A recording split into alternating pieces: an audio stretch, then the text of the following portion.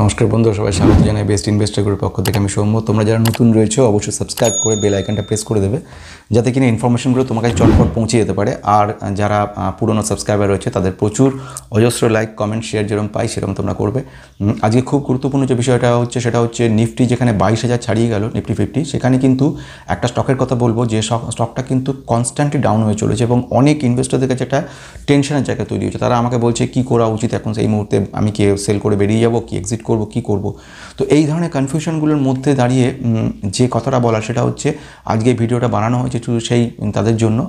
Basically কোম্পানিটার নাম হচ্ছে এমটার technologies. এমটার technology হচ্ছে একটা অসাধারণ ডিফেন্স সেক্টরের স্টক এবং এই স্টকটা এখন দাঁড়িয়ে আছে 1678 দাঁড়িয়ে আছে স্টকটার কারেন্ট মার্কেট প্রাইস।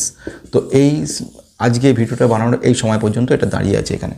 তো ঘটনা যেটা সেটা হচ্ছে যে স্টকটার প্রায় যেটা বলছিলাম সে প্রচুর ডাউন হয়ে চলেছে এবং এক বছরে দেখেছি 23 পয়েন্ট মানে 23.79% ডাউন হয়ে গেছে এবং যদি দেখে নেওয়া যায় কনস্ট্যান্টলি ডাউন হয়ে চলেছে।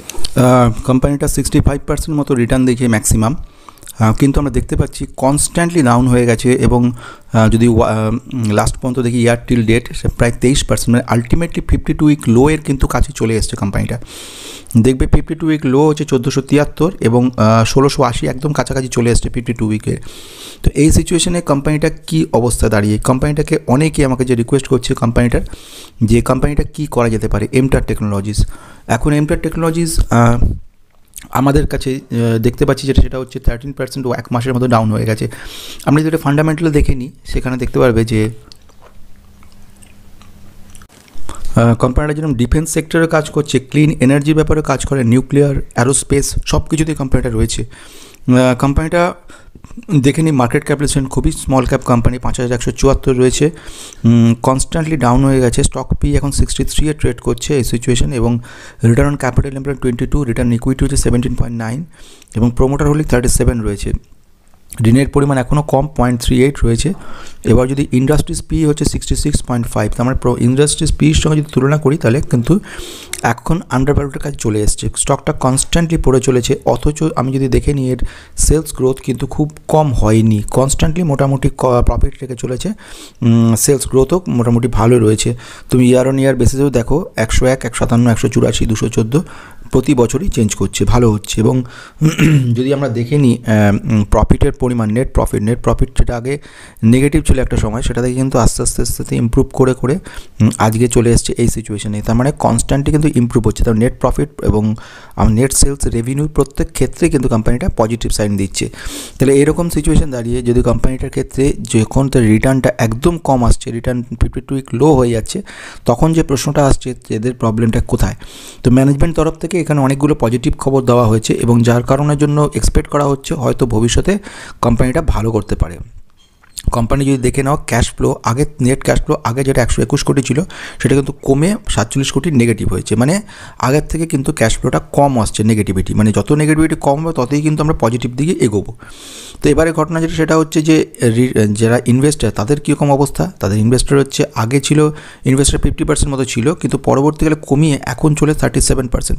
ইনভেস্টাররা কিন্তু কনস্ট্যান্টলি কমিয়ে চলেছে, এটা একটা নেগেটিভ ব্যাপার। কিন্তু পজিটিভ ব্যাপার তখনই হয় এটা, যেটা আমি আগে আলোচনা করেছিলাম, যদি এটা রিটেলার সব নিয়ে যেত তাহলে আমি বুঝতে পারতাম যে এটার মধ্যে নেগেটিভনেস রয়েছে।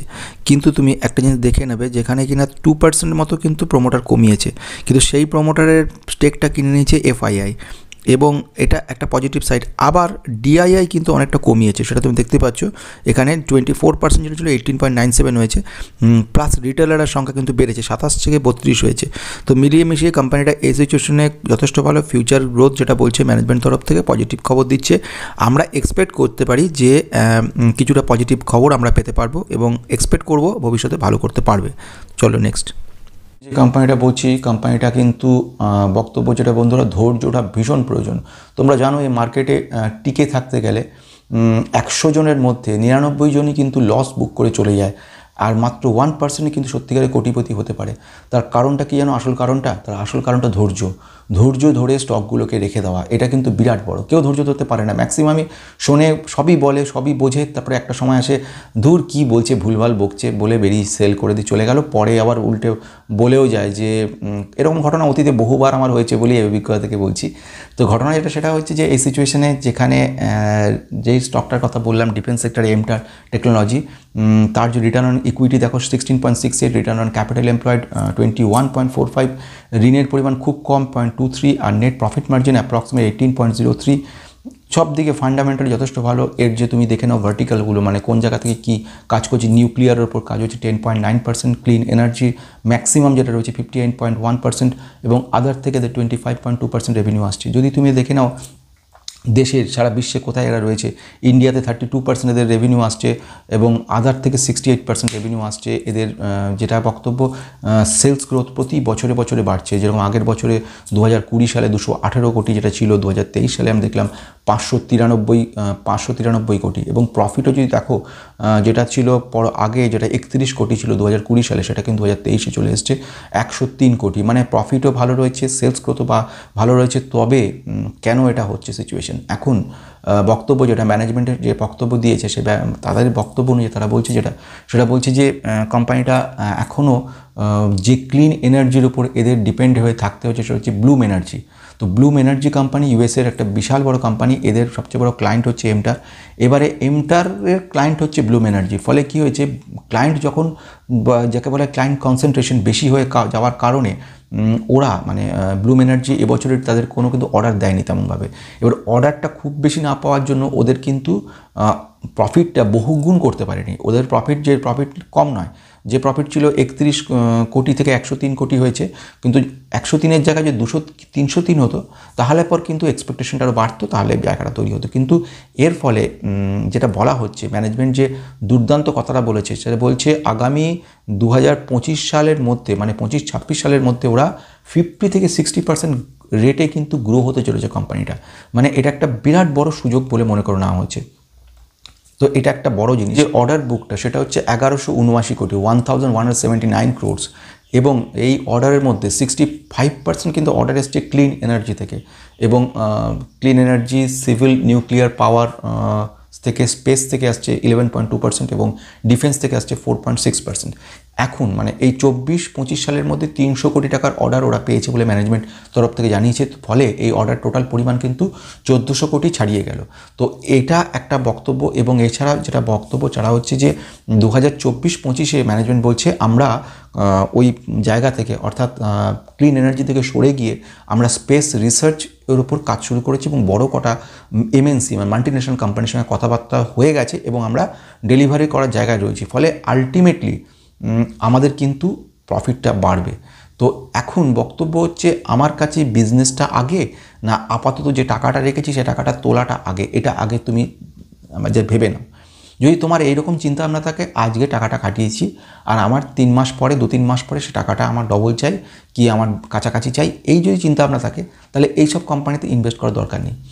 কিন্তু যাদের চিন্তাভাবনা আছে বিজনেস যদি বাড়ে আমার টাকা সুরক্ষিত থাকবে, আমার টাকা বহুগুণ বাড়বে, কিন্তু বিজনেস যদি শেষ হয়ে যায় আমার প্রবলেম হবে, এক্ষেত্রে business fantastic, business model fantastic, business growth fantastic, তাহলে সেক্ষেত্রে প্লাস ম্যানেজমেন্ট খুব ভালো ভালো কথা বলছে, সেখান থেকে কোনো প্রবলেম হওয়ার কথা নয়। কিন্তু যারা ইনভেস্ট করে রেখে তারা এখন মাথায় হাত দিয়েছে, কারণ বুঝতে পারছে না কী করবে, তো অনেক টাকা তার লস হয়ে যাচ্ছে।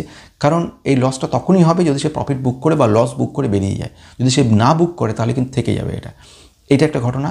নেক্সট ঘটনা যেটা সেটা হচ্ছে যে এই যে ম্যানেজমেন্ট তাদের তরফ থেকে বেশ ভালো ভালো কিছু বক্তব্য রেখেছে। তারা যেটা বলছিল ফিনান্সিয়ালে 2025-26 এরা কিন্তু 45 থেকে 50% রেটে গ্রো হতে চলেছে এদের ইনকামটা। ফলে এই যে রেভিনিউটা বাড়বে, কোথা থেকে বাড়বে সেটা হচ্ছে স্যাটেলাইট লঞ্চ ভেহিকেল প্রজেক্ট পাওয়া গেছে, কিছু SLV প্রজেক্ট, এর ফলে আলটিমেটলি এদের কিন্তু ইম্প্রুভমেন্ট হতে চলেছে। তো আমি যদি এই কোম্পানির এই সিচুয়েশনে দেখে নিই, প্রোমোটার 37.26% রয়েছে, FII কিন্তু 11.02, FII কিনে যাচ্ছে, DII কিছুটা 18.77 রয়েছে, এবং রিটেলের সংখ্যা 32.76% রয়েছে। তো এখন ঘটনা যেটা সেটা হচ্ছে আগে যেটা FII ছিল 8.81, সেটা থেকে ওরা বাড়িয়ে 11.02 করেছে। আর ডিআইআই কিন্তু কমিয়েছে, 24 ছিল তার থেকে কমিয়ে এখন এসছে 18.27। আর ওদিক থেকে রিটেলার যেটা ছিল 27 সেটা হয়েছে 32। মানে এই বক্তব্যটা বলার মানেটা হচ্ছে যে প্রোমোটার তাদের স্টেক একরকম রেখেছে, সামান্য কিছু কমিয়েছে, কিন্তু এফআইআই কিন্তু এন্ট্রি করেছে। তো ঘটনাটা হলো, আজকে এই মুহূর্তে ভিডিও শেষ করার আগে যে বক্তব্য রাখবো সেটা হচ্ছে যে আমাদেরকে সবসময় লং টার্ম ভিউ রাখতে হবে। বারবার যে কথাটা বলি, লং টার্ম ভিউ যদি না থাকে তাহলে পর কিন্তু খুব মুশকিল। তো এটাকে রেখে আমাদেরকে এগোতে হবে। তো যদি আমি এই চিন্তা ভাবনা থাকে যে লং টার্ম ভিউ রাখবো না, তাহলে কিন্তু খুব মুশকিল হয়ে যাবে। তো আজকে এই কথা রেখে ছোট্ট ভিডিওটা আজকে আমি শেষ করছি এখানে। তোমাদের কেমন লাগলো তোমরা বলবে। আর ঘটনা যেটা সেটা হচ্ছে যে সবসময় একটা পজিটিভ চিন্তাভাবনা আমাদের মধ্যে রাখতে হবে যে এটা থেকে আমরা ভবিষ্যতে খুব ভালো রিটার্ন পেতে চলেছি ভবিষ্যতে। যদি পজিটিভ চিন্তাভাবনা না থাকে তাহলে পর কিন্তু আমরা এগোতে পারবো না। তো এখানে শেষ হলো, নমস্কার।